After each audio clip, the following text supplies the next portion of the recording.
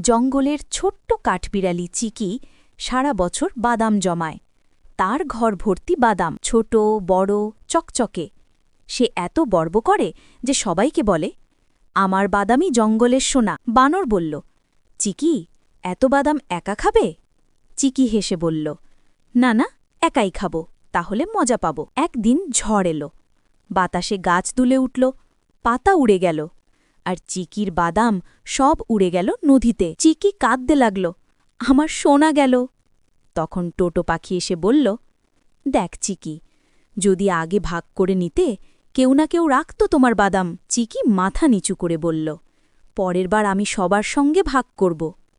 পরদিন সবাই মিলে নতুন বাদাম কুড়োল, আর চিকি হাসতে হাসতে বলল, ভাগ করলে বাদাম কমে না, বন্ধু বাড়ে। শিক্ষা, লোভ নয়, ভাগ করাই আনন্দের আসল রহস্য।